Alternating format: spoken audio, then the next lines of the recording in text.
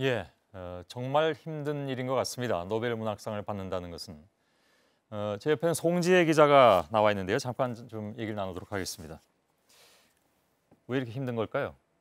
네, 우리나라가 이렇게 번번이 기대에도 불구하고 해마다 노벨 문학상 수상에 실패하는 데에는 크게 두 가지 이유가 있는 것으로 분석이 됩니다.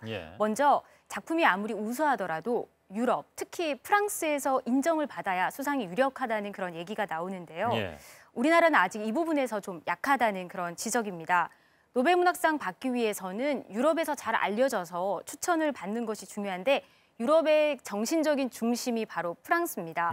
문화 활동이 가장 활발하게 일어나는 국가이기도 하고 또 소위 잘 나간다고 하는 문인들이 대부분 이 파리에서 활동을 하는 경우가 많습니다. 그 예를 하나 들어보자면 2000년 영혼의 산으로 노벨 문학상을 수상한 중국 출신의 프랑스 작가 가오싱 젠을 들 수가 있는데요. 원래 중국 사람입니다. 그런데 부조리극을 통한 사회 고발로 중국 정부의 억압을 받아서 1987년 프랑스로 망명했습니다.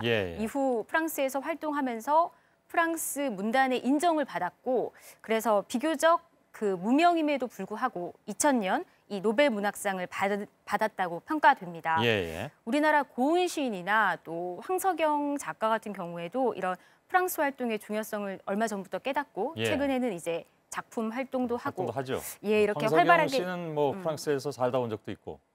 그죠? 고은 시인은 또 시 낭송회도 파리 가서 하시고 그랬는데 아직까지는 좀 덜 알려져서 그런 걸까요? 글쎄요. 네, 그렇습니다. 또 한 가지 이유는 뭡니까 그러면? 네, 또 하나의 이유는 이제 해마다 언론에서 많이 지적이 된 부분이기도 한데요. 바로 언어의 장벽입니다. 이건 뭐 어려운 문제죠.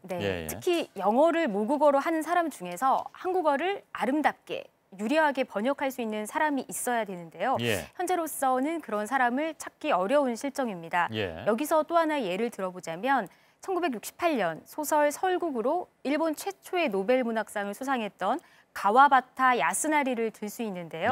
당시 이 가와바타 야스나리의 설국을 영문으로 번역했던 사람이 아주 유명한 번역가, 미국의 에드워드 사이덴 스티커라는 사람입니다. 이 사람은 이제 일본어에도 굉장히 정통했고 또 일본 문학을 번역하는 데도 굉장히 능통했었는데요. 당시 1년의 절반은 미국에서 보내고 또 나머지 절반은 일본에서 보내면서 일본 그 문학을 굉장히 연구를 많이 했던 사람입니다. 이 사람이 그 가와바타 야스나리의 소설을 굉장히 유려하게 영문으로 번역을 해서 또 물론 작품이 우수했겠지만 노벨 문학상을 수상하는 데 굉장히 큰 바탕이 되지 않았나 이런 얘기가 나오고 있습니다. 이거 뭐 점치긴 어렵겠습니다만은 그렇다면 우리는 수상 가능성을 어떻게 봐야 될까요? 네, 해마다 기대가 계속 나오고 있는 상황인데요. 그렇다고 해서 뭐 앞서 두 가지의 어려운 이유를 말씀드렸지만 수상을 아주 낙담하기는 어려운 상황이 그렇게까지 보기에는 조금 아직 낙관적으로 보자 그런 낙관적으로 말씀이죠? 볼 수 있을 것 같습니다.